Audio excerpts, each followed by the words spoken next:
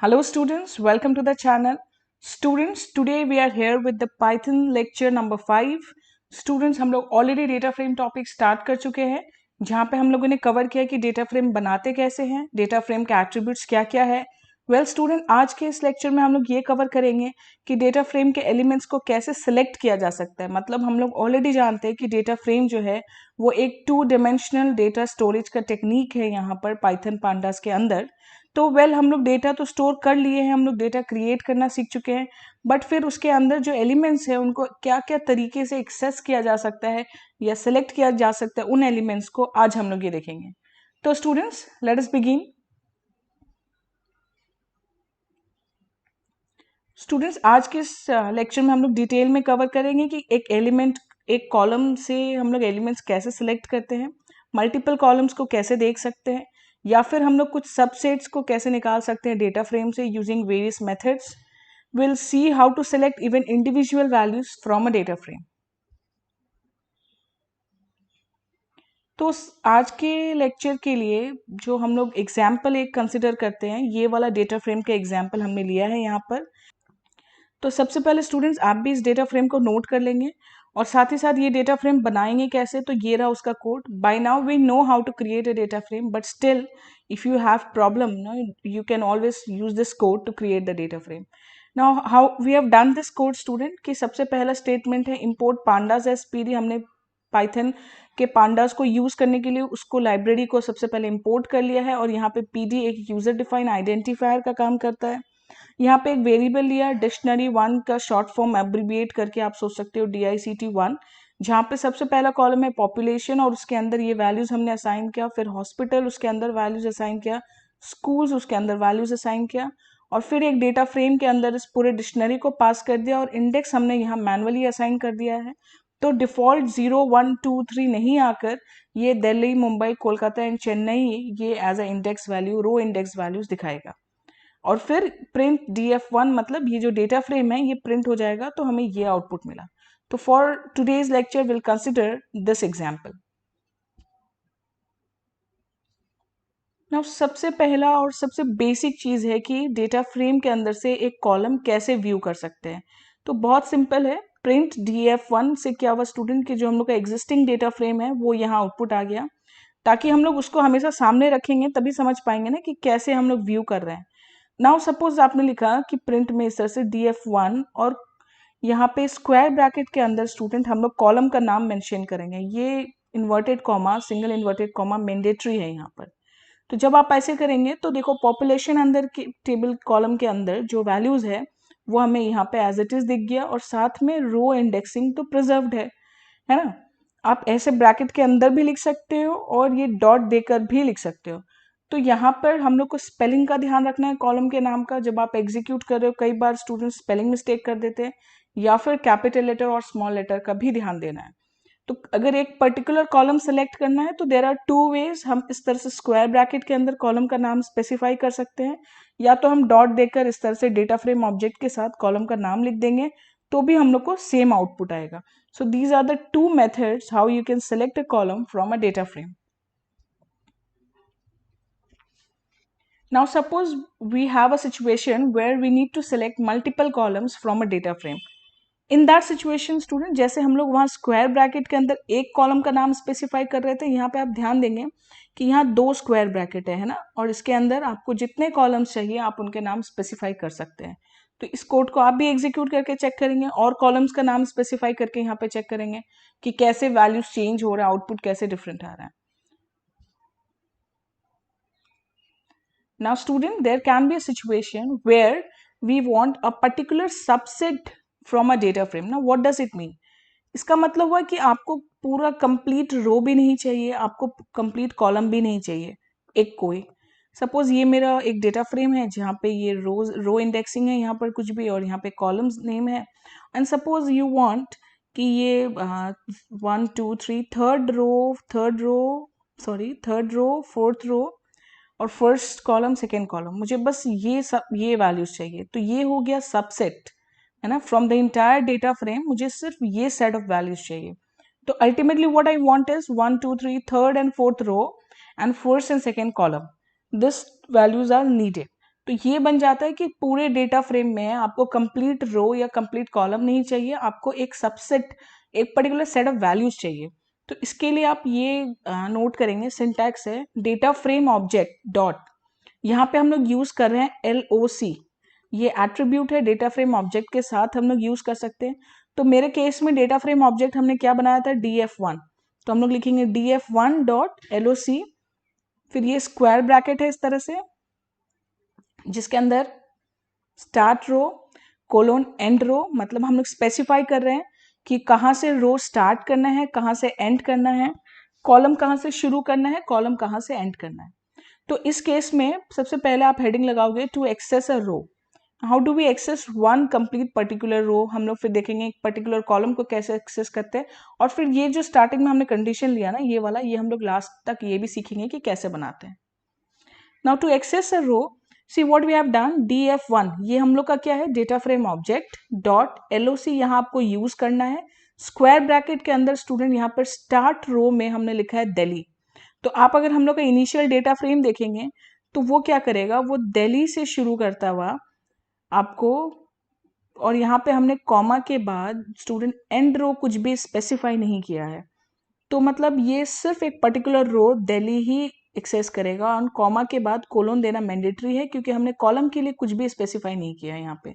तो ये कॉमा और कोलोन मैंडेटरी है, और सिर्फ दिल्ली लिखा तो क्या हुआ कि दिल्ली वाले जो रो है उसके सारे वैल्यूज हमें यहाँ पे दिख जाएंगे। ठीक है,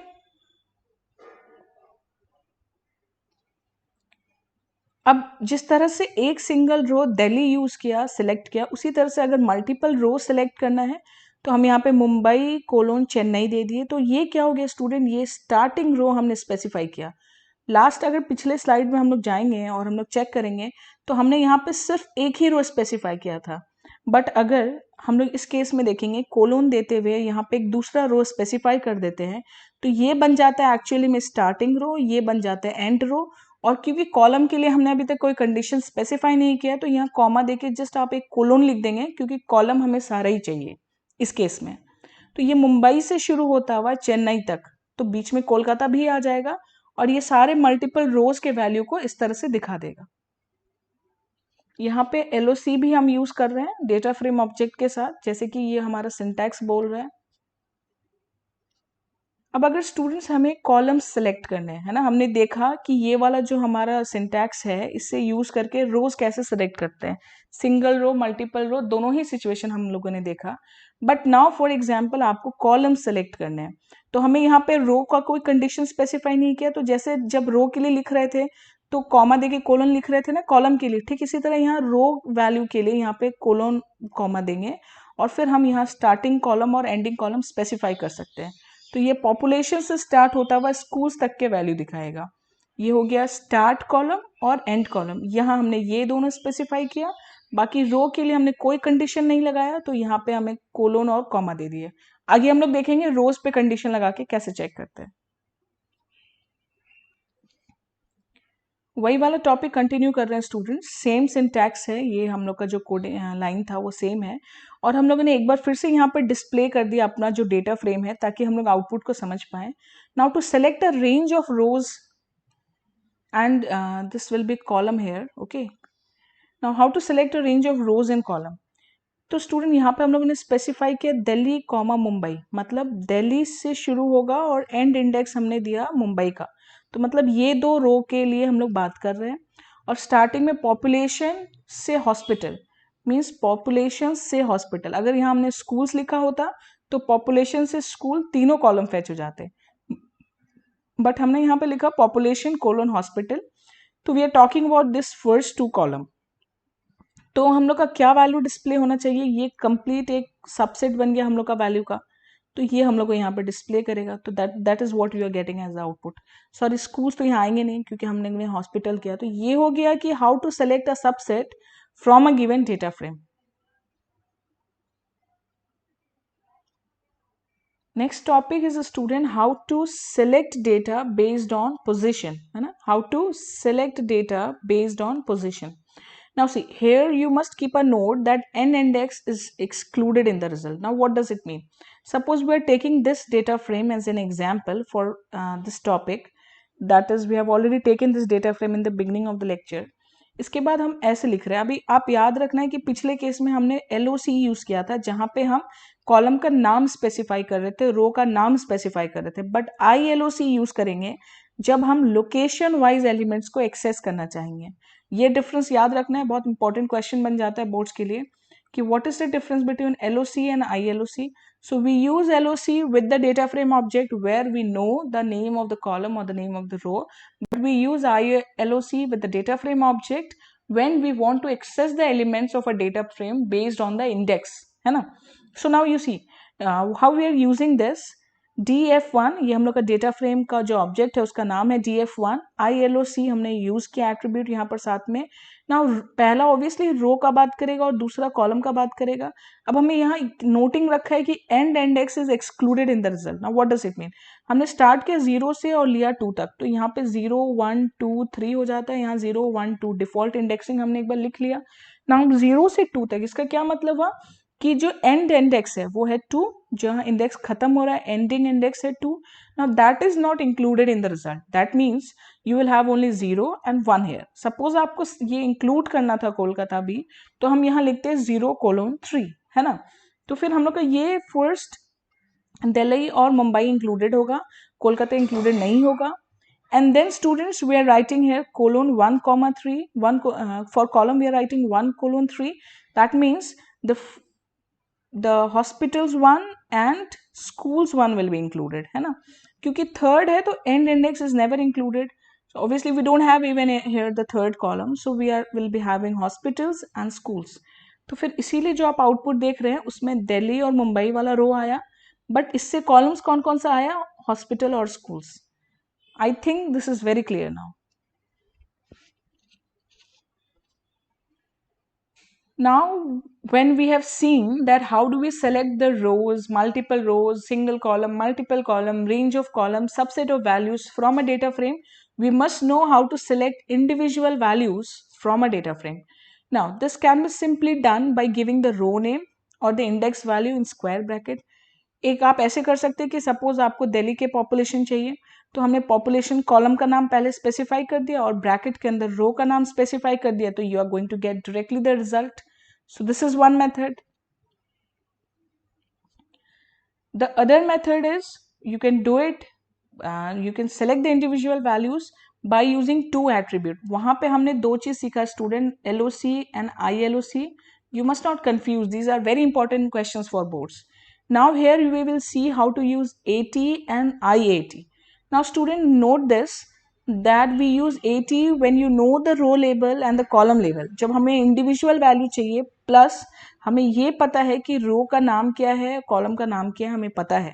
बट कई बार हो सकता है कि हमें रो का और कॉलम का नाम नहीं पता है, तब हमें इंडेक्स या इंटीजर पोजीशन पता है, तब हम IAT यूज करेंगे। ठीक है, तो फिर ये हम लोग का जो एग्जाम्पल है डेटा फ्रेम का वो ये रहा।